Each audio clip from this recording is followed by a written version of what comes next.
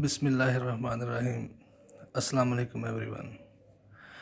In this video we will discuss another age of English literature that is known as Romanticism or Romantic Age. The duration of this age is from 1798 to 1837.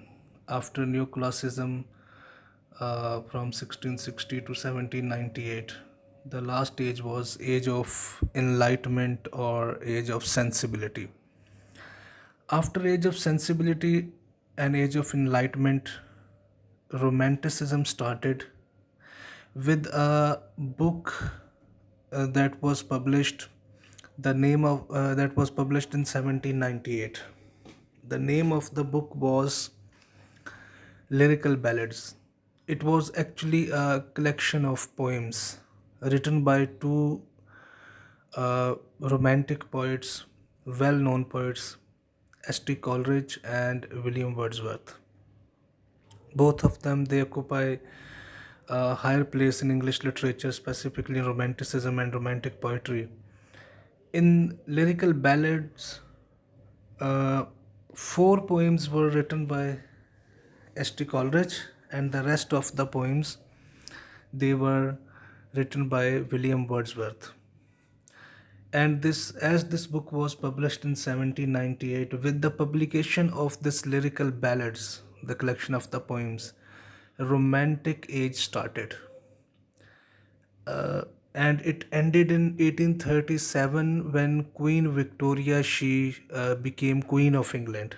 And 1837 Victorian age was started in literature. So in Romanticism, one thing you should keep in your mind: this Romantic age or Romanticism has nothing to do with that uh, you know Romanticism that we usually discuss about, like we say, I mean, having love affairs and going for dating and all that. It has nothing to do with it. This Romanticism means love with beauty of nature. Actually, the romantic writers they used simple language, and they had like spirituality, individuality, about common man. They all discussed about it. From you can make a comparison that age of enlightenment was more scientific, reasoning and scientific, but this Romanticism, the romantic writers, poets, novelists, and prose writers, they thought that only scientific reasoning is not enough for human life. So emotional or individuality, spirituality, emotionalism, they are equally important with it. So now they started thinking about the natural beauty that is all around. One example you can take it from a poem written by Wordsworth. The name of the poem is Daffodils. All of you might have read this poem in your 10th standard or in college, when you people were in your college. It's a small poem where the poet is, he has seen some flowers of daffodils, and he says that whenever I am alone, I just recall those flowers, and it gives him, I'm talking about the poet, that it gives him immense pleasure. So this was a kind of love for natural beauty. So he is showing his love and emotions for the natural beauty, that the relief and relaxation that you get from natural beauty, that is much more better than other beauties that are going to faded away with the passage of time. In its definition, as I told you, that it's about uh, love for nature, individualism, and about common man, because these are the Wordsworth, S.T. Coleridge, as I told you, they wrote lyrical ballads. They are also known as lake poets. Lake means, uh, where, like, you go to Murray and you go to northern areas of Pakistan, there are many lakes. So these are known as mountain and village areas. So their language is quite simple. There is an influence of, that is why, when you going to a village, what you see there, fresh air, fresh flowers and all that, fresh crops, everything is there. So whenever we read these poets, we see a glimpse, a reference or an influence of natural beauty that we frequently see in village sides, that is prevalent in their poetry. So it is first of all individualism or individuality. Like it is negation of scientific reasoning. That what science was saying in age of enlightenment, they said that okay, science is equally important, but individualism or individuality or what a person thinks for his internal happiness, that is also important. And what is internal happiness? That you get from, according to them, that you get from natural beauty. And the natural beauty that we frequently miss in our daily lives, like uh, when we are moving around in like at night, you are sleeping and you just look at the stars, the silence of the night and the star, it gives you pleasure. That is natural beauty. And one thing is more important, that other beauties that we get inspired from, they faded away with the passage of time, they fade away. But natural beauty is going to last forever.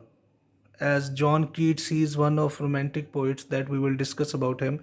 He also said that a thing of beauty is a joy forever. For him, a thing of beauty is natural beauty.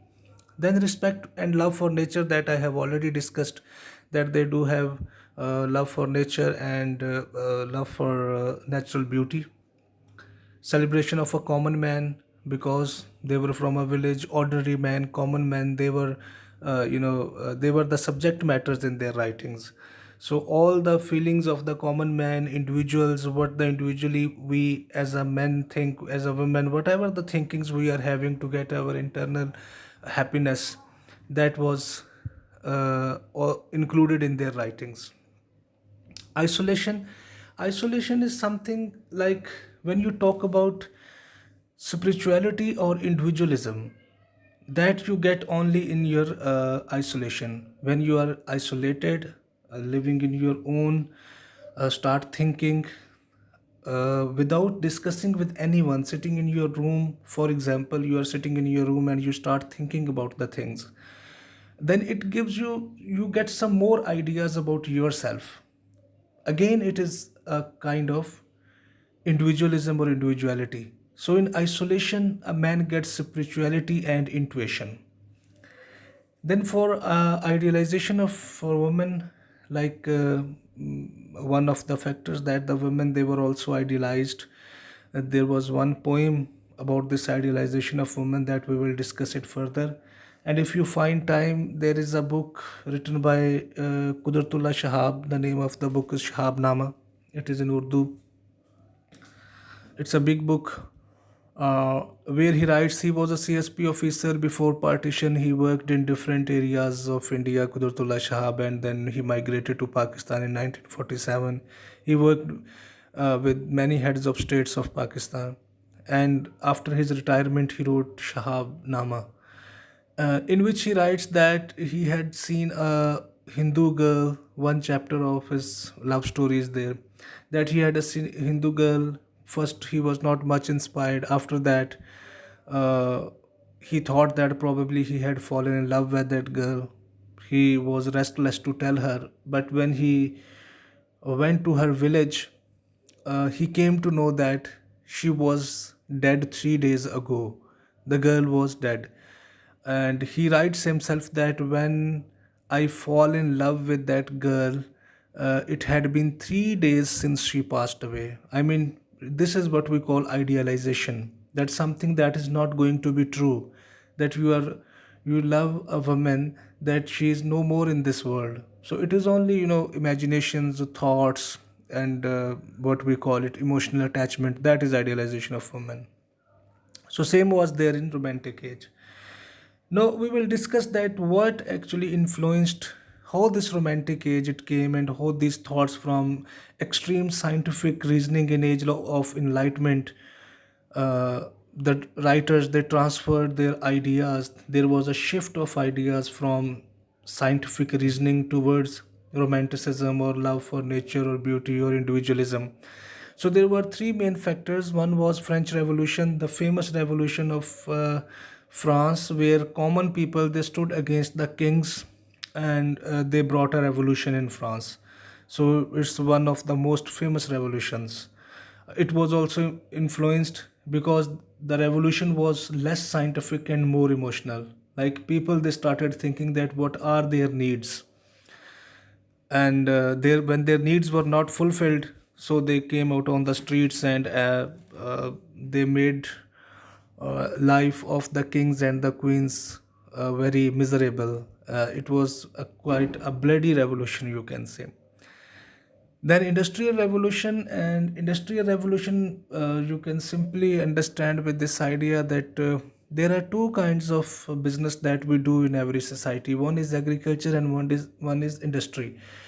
When you talk about industry, we talk about factories, and um, working mills, and other like scientific factories, where machines, engines, they are working to make something new. In industrial revolution, people, though those who were living in villages and they were involved in their business was agriculture, so they started shifting towards cities, from villages towards cities. As nowadays we see in Pakistan, people living in villages, when they do not get that much, there is no schooling, there is no education, health, or their lands are getting barren due to the scarcity of water, irrigation water, so they start moving towards cities. Because they are uneducated, most of the people living in villages, so what they try to do in cities, they try to get jobs in factories as laborers. So this was first time that steam engines, they were invented, factories, they were established, and people, they were moving from villages to the cities, and this was one of the reasons of this romantic age. Then independence of the USA, or freedom of USA, under the kingship of George III, USA was free state, because British, they ruled subcontinent where we live today. They ruled Hong Kong, a part of China. They ruled African countries. They ruled Australia and America too. So they had their colonies were all around in the world. But United States, as we got independence in 1947, the British, they were gone back to England. In the same way, the Americans, they got independence from the British. So these were the factors actually that uh, led towards Romanticism. Now, these factors, revolution, French Revolution, Industrial Revolution, freedom of United States, the link with Romantic Age is that it was these revolutions were actually the negation of scientific reasoning.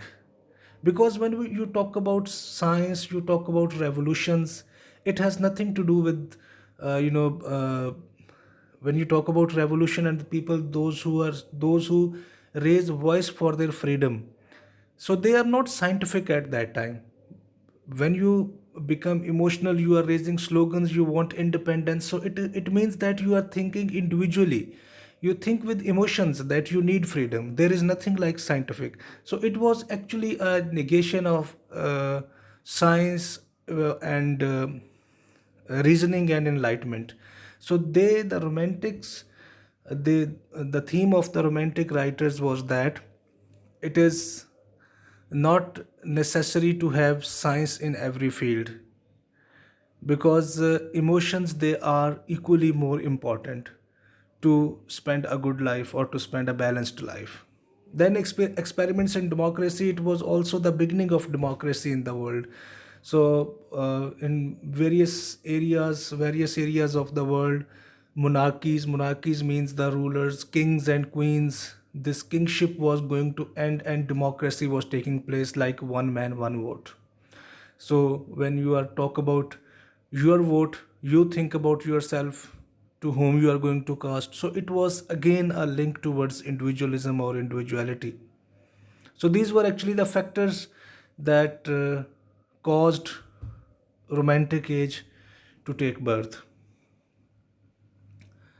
Now we talk about the writers and the poets. Uh, in the first generation of romantics, we have S.T. Coleridge, Wordsworth, William Blake, Robert Burns, Walter Scott, and Robert Southey. In second generation, we have John Keats, Mary Shelley, P.B. Shelley, and Jane Austen. About S.T. Coleridge and Wordsworth, I have told you they wrote lyrical ballads, and in lyrical ballads, there was one poem named "The Rime of the Ancient Mariner," one of the famous poems of Coleridge, and the rest of the poems were by William Wordsworth. And in second generation, as we talk about John Keats, he wrote only odes. Odes mean some sad type poetry. So John Keats, he died at an early age also due to some disease. Mary Shelley was wife of P.B. Shelley. Shelley's wife, Mary Shelley, she wrote one novel. I forgot the name of that novel. It was fictional novel. It was very famous one. Shelley was a poet, and Jane Austen actually, Pride and Prejudice, one of the famous novels of Jane Austen. So these are the few of the writers that I have mentioned here, who were prominent in Romantic age, and we will discuss about these writers also in our next video. Romantic age is also categorized by five eyes. Some of the people, they say that actually romantic age is based on five eyes: imagination, intuition, idealism, inspiration, individuality. Imagination about things, imagination about nature, when you start thinking about something individually. Then intuition means like you are sitting alone when you do not have any disturbance, and you are thinking about something, and you get some other ideas, like some spiritual ideas, they start coming into your mind. That is called intuition. And idealism, that you know about idealism, that you want to idealize anything, something that seems less, possibilities of the things, they are less. That is known as idealism. Inspiration, that to get inspired from many things, to get inspired from natural beauty, to get inspired from people, to get inspired from your own emotions. And then individuality, that we have already discussed. So there are few things about romanticism or romantic age. First of all, celebration of nature. They say that nature is actually the teacher of writers, that whatever the inspiration the writers they get, it is from the nature. And nature is a source of infinite beauty. Infinite beauty means a limitless beauty that is never going to end, always gives you pleasure. The rest of the beauties, they always fade away with the passage of time, but natural beauty is going to live there all the time. In natural beauty, as I told you about John Keats, he wrote a poem to autumn, and where he discusses about the seasons, that how summer goes and then spring comes, winter comes. When he talks about the season, he thinks that the different seasons also gives, tells us that how natural beauty is more inspiring than other things, than any other beauty. Individual and spirituality, that individual experiences above all, like whatever you think, that is much more important than any scientific reasoning. That if you have something, you start thinking by keeping in your mind your own emotions, that is more important and appreciable, instead of thinking scientifically. So your own person, your own individuality was given priority. And spirituality, in romantic work, definitely when you talk about individuality, it brings spirituality in yourself. So it was also one of the themes of romantic age. And Edgar Allan Poe was the writer who wrote a poem, The Raven. Raven is a kind of a wild crow, like the archetype of a crow who can even injure someone or can hit someone. So he also, here actually a state of mind is described by Edgar Allan Poe in his poem, where he says that he goes somewhere in a forest, and he starts thinking about the woman to whom he loved, who was dead, and suddenly he realizes that a raven comes there and he starts, eating his brain, or start making injuries to his head. But the reference of the poem, it tells us that there was no raven at all, there was no wild crow at all. It was actually the feelings of the poet. He started describe, it was one way to describe his feelings, that how much disturbed he was due to her departure. Then isolation, as I told you, looking inward and making own ways. Like self-reliance, you start relying on yourself than to rely on any other source. You have your own wisdom, you have your own emotions. You start thinking about it, and you start making your own ways, that what is right and what is not right for you. Expression of pure beauty is definitely pure beauty. What is pure beauty mentioned here? That is again natural beauty. Then a lament by P.B. Shelley. Shelley wrote a poem in this isolation to describe it. The poem lament is a kind of a melancholy poem, where he describes that we born in this world and then we die, and he's much disturbed over this span of time. Then the last one is love for nature. And natural poet is more, Wordsworth is more a natural poet, as I have already described you the poem Daffodils written by Wordsworth.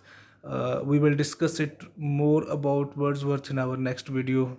He was a great romantic writer. He talks about hermits, he talks about child's philosophy, uh, and he has not, Daffodil is only a short poem, but he has long poems also, and his poems are more philosophical. They say that Wordsworth was less a poet and more a philosopher. So actually, he is not telling us stories in his poetry, but he tells us philosophy of life in his poetry.